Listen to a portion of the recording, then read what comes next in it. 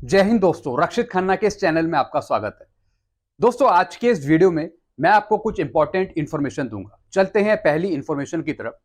दोस्तों, एक मैसेज मेरे पास शेयर हुआ है जिसमें पूरी एरियर शीट दे रखी है सर्कुलर नंबर 568 के अनुसार, यानी जो डीलिंकिंग का एरियर है 1/1/2006 से, उसका पूरा एरियर कैलकुलेट कर रखा है इस शीट में।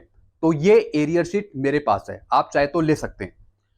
दोस्तों, ये एरियर शीट है नेवी के पेंशनर के लिए, यानी नेवी की जितनी भी रैंक है उनका एरियर कैलकुलेट कर रखा है उनकी क्वालिफाइंग सर्विस के आधार पे 1/1/2006 से।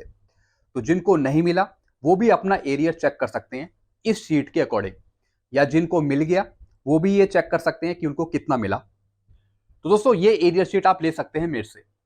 चलते हैं अगली इंफॉर्मेशन की तरफ। Life certificate in different mode, digital and face scan with mobile phone. जैसा आपको पता है, अक्टूबर में, नवंबर में आपका लाइफ सर्टिफिकेट भरा जाता है, यानी जिन पेंशनर की एज, जिन फैमिली पेंशनर की एज 80 या फिर 80 से ऊपर है, वो अपना लाइफ सर्टिफिकेट भर सकेंगे अक्टूबर में। जिनकी एज 80 से कम है वो अपना लाइफ सर्टिफिकेट भरेंगे नवंबर में। तो दोस्तों, आपके पास बहुत से तरीके हैं अपना लाइफ सर्टिफिकेट सबमिट करने के। आप बैंक में भी दे सकते हैं, आप मैनुअल तरीके से भी सबमिट कर सकते हैं इस पर्च पे, आप डिजिटली भी कर सकते हैं आधार बेस्ड पे, या फिर फेस ऑथेंटिकेशन के जरिए मोबाइल में ऐप इस्तेमाल करके। बहुत से तरीके हैं। तो दोस्तों, इसमें यही बता रखा है कि डिफरेंट मोड हैं, अलग अलग तरीके हैं लाइफ सर्टिफिकेट सबमिट करने के। तो दोस्तों, आपको अपना लाइफ सर्टिफिकेट कब भरना है? अगर आपकी एज 80 से ऊपर है, अक्टूबर में। जिनकी एज कम है, 80 से नीचे है, वो अपना लाइफ सर्टिफिकेट भरेंगे नवंबर में। चलते हैं अगली इंफॉर्मेशन की तरफ। दोस्तों, एक लेटर शेयर हुआ है तो लेटर ये पुराना लेकिन काफी काम का है। ये लेटर जारी हुआ था सेंट्रल ऑर्गेनाइजेशन ECHS डिपार्टमेंट से, MOD आर्मी की तरफ से। Provisional medical certificate ECHS beneficiary. दोस्तों, बहुत से पेंशनर हैं जो ट्रीटमेंट लेते हैं, मेडिकल फैसिलिटी लेते हैं, चाहे वो बीमारी से उठे हो या किसी ने ऑपरेशन कराया हो, मतलब जो मेडिकल फैसिलिटी लेते हैं कोई ना कोई हारी बीमारी से। तो दोस्तों, बाद में कई पेंशनर को, कई एम्प्लॉय को मेडिकल सर्टिफिकेट की जरूरत पड़ती है कहीं लगाने के लिए। तो इसके बेस पर यह इंफॉर्मेशन है कि आपको मेडिकल सर्टिफिकेट मिल सकता है जो ECHS के बेनिफिशियरी हैं। इसका पहले लेटर भी है, वो भी आप चेक कर सकते हैं। Authorized medical attendant AMA for an ECHS beneficiary is the medical officer of ECHS polyclinic। आप कहां से ये मेडिकल सर्टिफिकेट बनवा सकते हैं अगर आपको जरूरत है? इसके लिए आप ECHS पॉलीक्लिनिक से कांटेक्ट कर सकते हैं, जिसके बेस पर आपका मेडिकल सर्टिफिकेट बन जाएगा और आप वो डॉक्यूमेंट कहीं दे सकते हैं अगर आपको जरूरत पड़ रही है। चाहे आपको बुखार हुआ हो, चाहे आप रिकवरी होकर आए हो किसी मेडिकल कंडीशन से, फिटनेस सर्टिफिकेट है वो भी आप ले सकते हैं।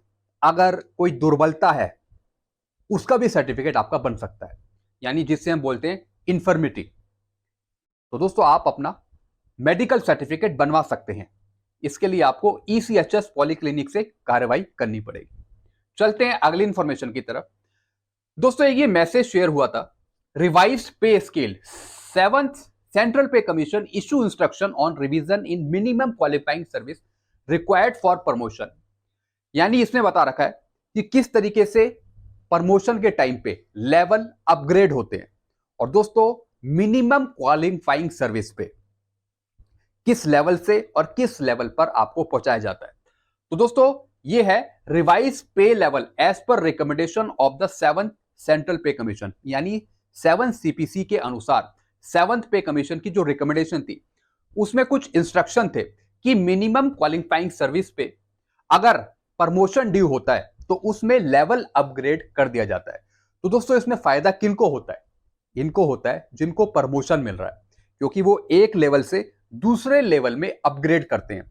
तो सबसे पहले देखने वाली ये बात है कि प्रमोशन किन किन का ड्यू है, किन किन रैंकों का। दोस्तों, इसमें लेवल बता रखे हैं फ्रॉम से लेके 2 तक, लेवल 1 से लेवल 2 से फिर 3, और फिर यहां पे मिनिमम क्वालिफाइंग सर्विस दिखा रखी है प्रमोशन के टाइम पे, यानी 3 साल में प्रमोशन, फिर 3 साल में। अगर कोई लेवल 2 का है तो अगर वो लेवल 4 में जाता है तो कितना उसे क्वालिफाइंग सर्विस चाहिए प्रमोशन पे जंप करने के लिए, यानी 8 साल। फिर वो लेवल 3 से लेवल 4 में जाता है तब 5 साल। तो दोस्तों ये कुछ मिनिमम क्वालिफाइंग सर्विस है प्रमोशन के लिए, एक लेवल से दूसरे लेवल में जाने के लिए। ज्यादातर ये उनको ही फायदा होता है जो एम्प्लॉई है, जो जॉब कर रहे हैं। हाँ, अगर कोई पेंशनर है जिसका कोई पहले केस फंस गया हो, उसे प्रमोशन नहीं मिला हो, अगर उसका भी कोई कोर्ट केस के थ्रू कोई केस चल रहा हो, तो उसके बेस पर बेनिफिट मिल जाता है, लेकिन सब कुछ उसका रिवाइज होता है। तो ये था मिनिमम क्वालिफाइंग सर्विस पे प्रमोशन की बात। चलते हैं अगली इंफॉर्मेशन की तरफ। दोस्तों एक यहां पे पेंशनर लिखते हैं, भाई साहब आप कहां सो रहे हो, 28 साल सर्विस वाला सूबेदार अभी 43,000 पेंशन ले रहा है। अस्से बडल मत मारा करो बगैर किसी जानकारी के। दोस्तों यहां पे चतर सिंह जी है, ये बोल रहे हैं कि आपको कुछ भी जानकारी नहीं है, यानी मुझे बोल रहे हैं। दोस्तों कल मैंने एक वीडियो बनाया था जिसमें मैंने आपको एक पे मैट्रिक्स समझाई थी रैंक वाइज। उसमें ये बता रहे हैं कि उसमें जो अभी सूबेदार आ रहे हैं उनकी बेसिक पेंशन 43,000 है, और बल्कि मैंने वीडियो बनाया था कि जो जेसीओ साहब है उनकी पेंशन कम है, किसी की 27,000, 28,000, 30,000, 32,000, यानी कम है जेसीओस की। उसमें मैंने सूबेदार की भी पेंशन बताई थी। तो ये बता रहे हैं कि जो आपने बताया था गलत बताया था, सूबेदार की पेंशन 43,000 है। दोस्तों इनको जीरो नॉलेज है पेंशन की, इनको कुछ भी नहीं पता। मैंने तो उसमें शुरू से लेके आखिरी तक समझाया था रैंक वाइज, लेकिन ये सिर्फ एक पेंशन भी नहीं बता पाए कि सूबेदार साहब कितनी पेंशन ले रहे हैं अभी 7 सीपीसी में। तो फिर मैंने यहां पे लिखा, भाई साहब लगता है आपको जानकारी ना के बराबर है।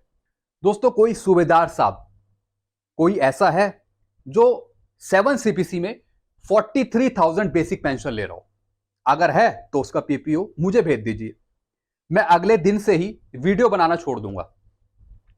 अगर कोई सूबेदार साहब 43,000 बेसिक पेंशन ले रहा हो 7 सीपीसी में, ये यहां पे बता रहे हैं 43,000 बेसिक पेंशन, यानी अगर हम बेसिक पे देखें सूबेदार की पे मैट्रिक्स के अनुसार 81,200 इतनी बेसिक पे होती है, 81,200 के करीब। इतना तो कोई सूबेदार साहब ले ही नहीं रहे हैं 7 सीपीसी में। तो दोस्तों जानकारी का अभाव इन्हें है, इन्हें नहीं पता कि रैंकों को कितनी पेंशन मिल रही है। मेरे को लग रहा शायद इनको अपनी पेंशन का भी नहीं पता होगा कि इनकी पेंशन 7 सीपीसी में कितनी फिक्स होती है अगर ये ओआरओपी के अकॉर्डिंग पेंशन ले रहे हैं। चलते हैं अगली इंफॉर्मेशन की तरफ। यहां पर एक और पेंशन लिखते हैं, Khanna ji I am petty officer from Indian navy and retired after completing 15 years of service. I received ₹2,40,000 arrear as per circular 568। बिल्कुल दोस्तों, बहुत से पेंशनर हैं जिनको 568 के अनुसार भुगतान हुआ है एरियर का, 1/1/2006 से वो मिला है। तो दोस्तों ऐसी इसमें पेटी ऑफिसर हैं, इनको भी मिला है 568 के अनुसार एरियर। ये बता रहे हैं इनको मिला है 2,40,000, बल्कि जो मैंने कैलकुलेट किया इनका एरियर बन रहा है 2,45,655। और बल्कि जो एरियर शीट है उसमें भी एक पेटी ऑफिसर का 2,40,000 के आसपास बताया, और जो फैमिली पेंशनर है उनका 1 लाख के आसपास बताया, 1,30,000 शायद 40,000। तो दोस्तों यहां पे इनका एरियर बन रहा है 2,45,655। अब तो इनको मिल गया ये 2,40,000, कोई बात नहीं। चलते हैं अगली इंफॉर्मेशन की तरफ। फिर है benefit of defence salary package, यानी जिनका अकाउंट डीएसपी है एसबीआई में। तो दोस्तों यहां पे कुछ बेनिफिट की लिस्ट है जो डीएसपी पेंशनर को मिलती है। तो इसमें जो डेथ क्लेम है वो बताया है पीबीआर के लिए 30 लाख, बाकी जो इन सर्विंग एम्प्लॉई हैं, इन सर्विंग जवान हैं, उनके लिए 50 लाख है। तो और भी यहां पे कवर मिलते हैं, children higher education on graduation के लिए 4 लाख, फिर गर्ल मैरिज के लिए, लड़की की शादी के लिए 18 से 25 साल के बीच 2 लाख, एम्बुलेंस चार्जेस भी हैं दोस्तों यहाँ पे। सब कुछ यहाँ पे बेनिफिट देता है डीएसपी अकाउंट अगर आपका है तो ये आप मेरे से ले सकते हैं इंफॉर्मेशन। चलते हैं अगली इंफॉर्मेशन की तरफ। यहां पे एक और पेंशनर लिखते हैं जिनका नाम है रघुवीर सिंह। यार लोगों को भ्रमित मत करो, यानी ये मुझे कह रहे हैं, अपना चैनल मत चलाओ, एमएसपी में कोई चेंज नहीं हो सकता, कोई और इशू पकड़ें। दोस्तों आज मैंने एक वीडियो बनाया था सुबह जिसमें मैंने वीर बहादुर सिंह जी से बात करी थी इक्वल एमएसपी को लेकर कि जो 6 तारीख को सुनवाई होनी है सितंबर में, उसमें कितने % चांसेस हैं कि इक्वल एमएसपी हो जाए। उस सुनवाई को लेकर मैंने चर्चा करी थी।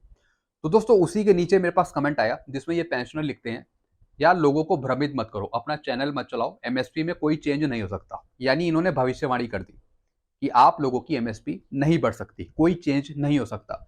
दोस्तों भूतपूर्व सैनिक जितने भी हैं उसमें से कुछ ऐसे पेंशनर हैं, उसमें से कुछ ऐसे एम्प्लॉई हैं जो चाहते ही नहीं कि ओआर, जेसीओज या फिर पीबीओआर का भला हो जाए। यानी वो नेगेटिव सोचते हैं हमेशा। मैं यहाँ पे पॉजिटिव लेके चल रहा हूं, आप लोगों को पॉजिटिव बना रहा हूं, लेकिन कई पेंशनर बनना ही नहीं चाह रहे, उनका माइंड नेगेटिव है। वो कहते हैं कि आपकी एमएसपी बढ़ नहीं सकती, कुछ नहीं हो सकता। तो दोस्तों मैं आपको सतर्क करना चाहूंगा कि अगर आप लोगों के बीच में कुछ पेंशनर हैं जो नेगेटिव बातें करते हैं कि ये नहीं हो सकता, कुछ नहीं होगा, कुछ भी नहीं हो सकता, हम क्या हैं, कभी कुछ नहीं होगा, मतलब जो डिग्रेड करते हैं आपको मोटिव नहीं करते हैं, आपका मनोबल नीचे गिराते हैं, तो उनसे आपको बच के रहना है। तो दोस्तों ये भी उसी कैटेगरी में आते हैं जो ये नहीं कहते कि आपकी एमएसपी बढ़ सकती है, आपकी कुछ ना कुछ बढ़ जाएगी एमएसपी। यानी पॉजिटिव बातें नहीं करते, उल्टा नेगेटिव बातें करते हैं। तो दोस्तों इन कमेंट से हमें सावधान रहने की जरूरत है। तो दोस्तों सिर्फ यही पेंशनर नहीं, ऐसे बहुत से पेंशनर्स हैं जो हमेशा डीमोटिवेट करते हैं, तो इनसे हमें बचना है। तो दोस्तों ये मैंने आपको कुछ इंफॉर्मेशन दी, आई होप सारी चीजें आप समझ गए होंगे। वीडियो आपको अच्छा लगता है वीडियो को लाइक करें और इस चैनल को आप सब्सक्राइब कर सकते हैं। Thank you so much.